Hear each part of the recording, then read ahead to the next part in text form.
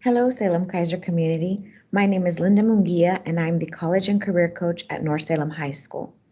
Today, we're going to travel to Chemeketa, and we'll hear from Ryan West, the Director of Financial Aid and Veterans Affairs.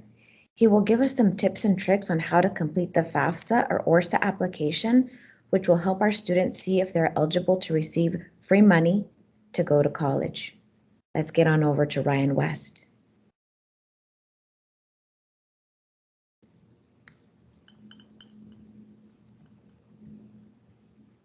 Welcome to the Financial Aid Overview presentation for the 2022-2023 financial aid year. My name is Ryan West, and I'm the Director of Financial Aid at Chemeketa Community College in Salem, Oregon. This presentation is intended to give an overview of the financial aid process with information about what is financial aid, the overall process, which applications students should use for financial aid, and what must be done to receive a financial aid offer. The information discussed in this presentation is general in nature and is not specific to community colleges or Chemeketa Community College only, but should apply to most any college or university that participates in the federal financial aid programs.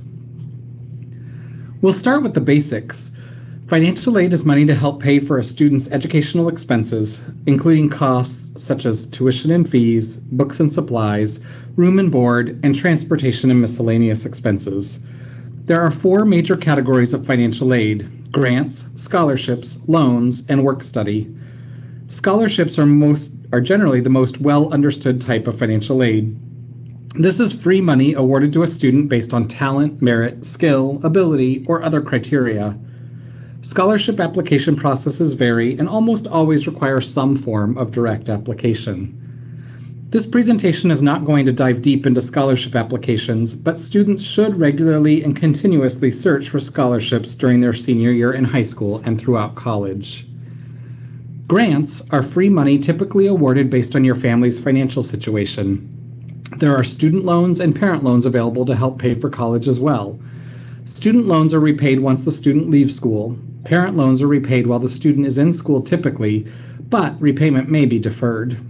Work study is a type of financial aid that allows students to work, usually on campus or in a community service-related position off campus, to earn money to help pay for their college costs. This slide shows the general process for financial aid. It starts with a student completing the appropriate financial aid application. We'll talk more about the application options in a moment. The student generally must have also applied for admission to any colleges they want to receive a financial aid offer from. It doesn't matter if you apply for admission or financial aid first, but both steps need to happen if you want a financial aid offer. In many cases, a school may need to collect additional information from you to complete the financial aid process. The most commonly requested information is copies of tax returns. It is important that students watch their mail, email, or check with the college financial aid office to see if the college needs more information before they can issue a financial aid offer. Once the college has all the information they need to determine the student's financial aid eligibility, they will put together a financial aid offer and notify the student. The student can then accept or decline each type of financial aid offered to them. The last step is the student will register for classes and then use financial aid to pay for their educational expenses. There are two financial aid applications in Oregon, but students will only complete one or the other as shown on the next slide. The free application for federal student aid, or FAFSA, is the one application students complete to be considered for grants, loans, and work study from both the federal and state government, as well as financial aid from many colleges. The Oregon Student Aid Application, or ORSA, is an application where students ineligible to complete the FAFSA may be considered for financial aid from the state of Oregon only. It is important to note that both of these applications are free, and you should never pay anyone for help with filing them. They are both government-based applications, and therefore their websites end in .gov. There are other websites out there that claim to somehow help with your financial aid application for a fee. There is no need to pay for that. It is a waste of money. This slide shows which application for financial aid a student should use. If the student is a U.S. citizen or permanent resident of the U.S., then the FAFSA is the application to use. There are other less common categories where eligible non-citizens of the U.S. may qualify for financial aid. Visit studentaid.gov to help determine your eligibility. If the student is a resident of Oregon but not a U.S. citizen or permanent resident, then the student can complete the ORSA to potentially be considered for financial aid from the state of Oregon. It is important to note that you only file one of these applications, not both. If you file both of them, it will slow down your financial aid process as schools in the state try to untangle your eligibility. If you're still unclear about which application you should file, review the FAFSA or ORSA websites, contact your college and career office at high school to ask for help, or contact your local college's financial aid office for advice. Regardless of which application you file, you must remember these are annual processes and you want to file or renew your application every year on October 1 or as soon as possible afterwards. Most financial aid is awarded based on financial need. However, I'm a firm believer that everyone should apply for financial aid every year, even higher income households. Some scholarship programs require that a student apply for financial aid just to be considered, even if financial need isn't a component. Also, if there is a sudden change in family income due to job loss, divorce, or death, there is so much more a financial aid office may be able to do if you've already filed a FAFSA if those unfortunate circumstances occur. Financial aid funds are limited, so they go to the qualified students who applied the earliest, which is why it is critical that students file as soon as possible after October 1 each year. Also, colleges tend to work financial aid applications in the order they were received, so the students who apply first will receive their financial aid packages the earliest. I wanted to include some information here about sticker shock. College is expensive.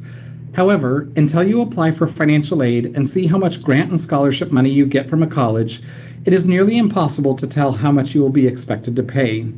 While college cost is a reasonable factor to consider when making a final decision about college, I don't think it is wise to disqualify schools that you deem too expensive until you see what sort of financial aid offer they can make you.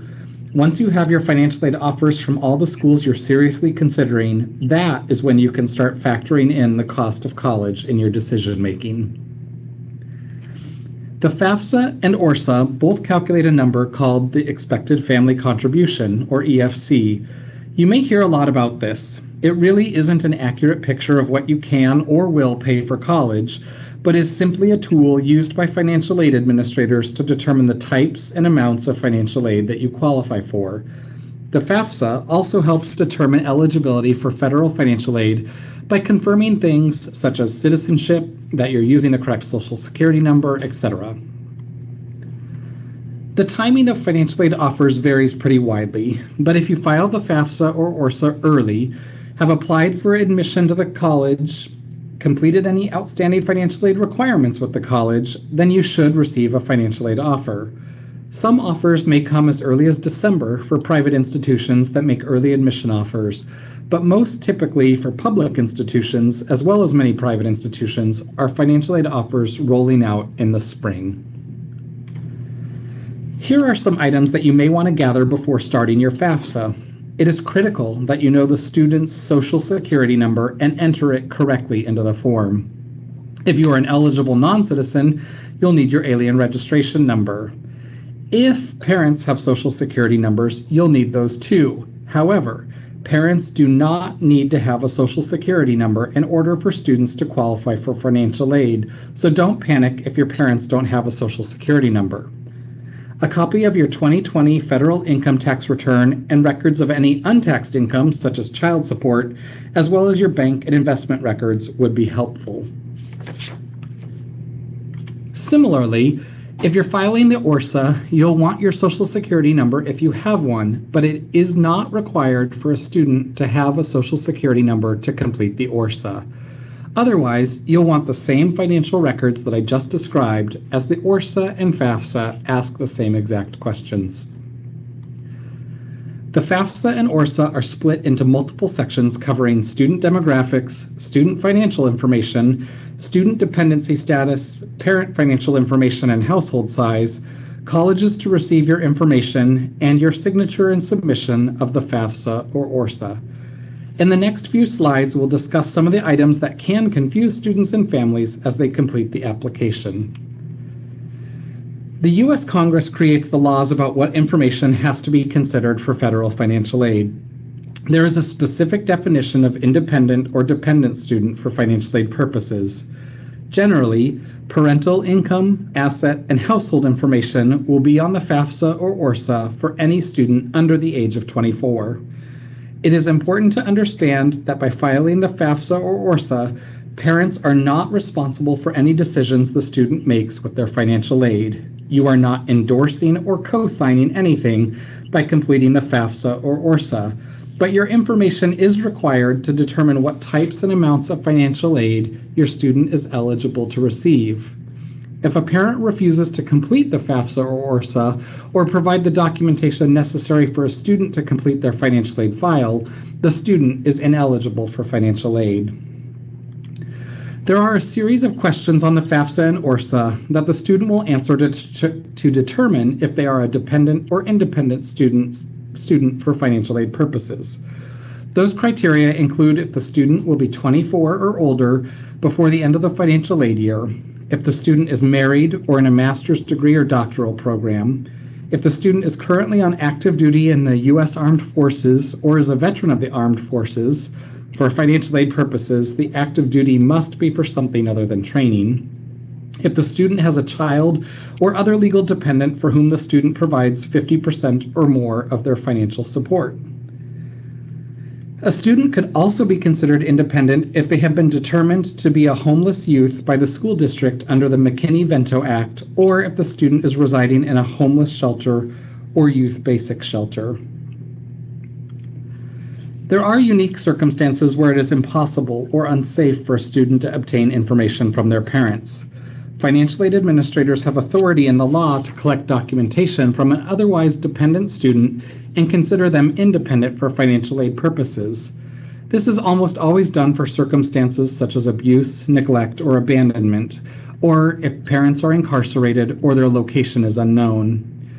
It is important to understand this process for being considered independent is only for extraordinary circumstances. It has nothing to do with the student wanting to apply on their own or pay their own way. It does not matter if the parent does not claim the student as a tax deduction or if the parent does not want to provide information, nor does it matter if the student lives at home. If unique circumstances exist, then the student needs to contact the financial aid office at the school where they wish to attend for next steps. Typically, the college will obtain a statement from the student about the circumstances, as well as documentation from third parties in order to evaluate the circumstances. Each school must make their own decision, so if you're looking at multiple schools, you'll need to contact each of them to find out the process. It is also important to understand who is considered a parent for the purposes of the FAFSA and ORSA. Parents for the FAFSA and ORSA are your legal parents, either biological or adoptive parents. Grandparents, foster parents, legal guardians, widowed step-parents, aunts, uncles, and siblings are not considered parents on the FAFSA or ORSA unless they have legally adopted you. If you are living with someone other than your biological or adoptive parent because that parent is unable to care for you, you should probably contact your financial aid office for advice. If your parents are married to each other or are unmarried but live together, you'll answer questions about both parents. If your parent was never married and does not live with your other legal parent, or your parent is widowed and not remarried, answer the questions about your one parent. If your parents are divorced or separated, answer the questions about the parent you lived with more during the past 12 months. If you did not live with one parent more than the other, answer the questions about the parent who provided you more financial support during the past 12 months, or most recent year you actually received financial support from a parent. If that parent is remarried as of the day you complete the FAFSA or ORSA, answer questions about that parent and your step-parent. There are two sections of the FAFSA and ORSA about financial information. One section is for students and one section is for parents. Not all students see all questions, so don't panic if I reference a question in this presentation and you do not see it. The web version and app-based FAFSA application is equipped with skip logic, so it will skip questions it does not need to determine your financial aid eligibility. Be sure that you are clearly answering questions about the student in the student section and parents in the parent section. You will use your 2020 earnings and tax information when completing the 2022-2023 FAFSA or ORSA. You must use your 2020 tax data when answering all questions. If your income has changed significantly since 2020, you fill out the FAFSA or ORSA completely, and then you should contact your financial aid office to ask about how to report that you've had a change in income. You cannot report these changes yourself. A financial aid administrator must review and document the circumstances and make any related changes to the FAFSA. If you filed 2020 federal taxes and the FAFSA asks if you wish to use the IRS data retrieval tool to help fill in your FAFSA, do it. This tool does not work for everyone, but if it is an option and works for you, it will speed up your FAFSA filing experience and reduce the chance that you have to provide additional documentation to your school later on. If you are not asked to use the IRS data retrieval tool, or you try and cannot successfully get it to work, don't worry. Just type your answers to all the questions asked and keep moving on with your application. Not everyone will be asked questions about your assets, but if you are, there is likely to again be a student asset section and a parent asset section. Most of the time, parents may be asked a screening question such as, do your total assets exceed X amount of dollars? When thinking about the question, read the directions carefully. The assets that the FAFSA and ORSA consider are cash, savings, and checking accounts, the net worth of investments, including real estate, and the value of some businesses or investment farms. However, there are important asset exclusions on the FAFSA and ORSA. You never include the value of the home you live in. You also never include the value of retirement accounts such as a pension, IRA, 401k, or other qualified plans. Lastly, only report the value of a business you own if it has more than 100 full-time employees. For most Americans, our major assets are held in retirement accounts or in home equity in the home we live in. Neither of these types of assets are counted for this purpose. Read the help text carefully when answering these questions. Pay close attention to the directions when you come to the household size questions. These definitions are specific and may not only be the people who live in your home. For dependent students, most students under the age of 24, you'll always count the student in the household, the parents whose information is included on the FAFSA or ORSA, other siblings in the home, and any other people living in the home for whom the parents provide more than half of their support and will continue to do so for the next school year. The financial and household sections of the FAFSA and ORSA are where most of the questions are, and it can make students and parents uneasy. Utilize the help text and help functions in the applications if you get confused. In these sections, you'll be able to come back after submitting the application and correct any errors that you realize have been made. If you have questions, contact your high school, college, and career office or your financial aid office. This is my 19th year as a financial aid administrator in Oregon, and I wanted to throw in a couple of my best tips that I tell friends or family who ask for advice. Complete your FAFSA or ORSA every year no later than October 15th. The application launches on October 1 each year. As long as you get the step done in the first 2 weeks each year, I think you'll be considered for all the aid that you can receive. I would recommend listing your local community college on your FAFSA or ORSA and encourage you to also apply for the Oregon Promise Program. This is what was created as Oregon's free community college tuition program. It really isn't free, that isn't a very good description of it, but it is a grant program that covers a huge chunk of community college tuition. Even if you don't think you plan to go to community college, I highly recommend doing this as an insurance policy. The past couple years have shown us how quickly our lives can be changed and we can be in circumstances we never imagined. Complete your financial aid file at every college you are considering so you can make an informed decision about where you go to college. Lastly, ask questions when you're unsure of what to do or do not understand something. The college financial aid process is unique and new to many of you. Ask for clarification or help. Your situation may not be the same as your friend, so it is better to ask questions of your college financial aid office directly rather than assume something to be true because it applied to someone else. Lastly, there are great people and resources available to help with your questions. Your high school, college, and career or guidance office are great resources, as is the financial aid offices where you are thinking of attending. Both the FAFSA and ORSA websites and phone numbers are available for specific questions as well. Here is a list of the Salem-Keizer School District college and career coaches by high school. Please contact your college and career coach with any questions about your next steps. Thanks so much for watching this presentation. I hope it was a helpful overview. Put on your calendars a date in early October to complete the FAFSA and ORSA, and have a great year. Thank you.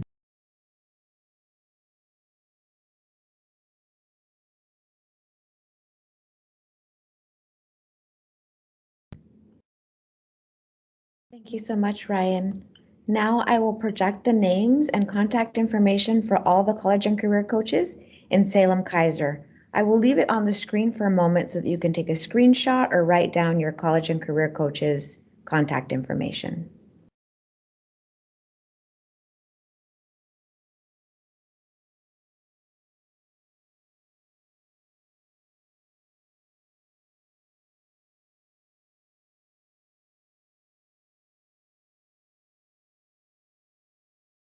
Thank you so much for joining us. We look forward to seeing you in the halls.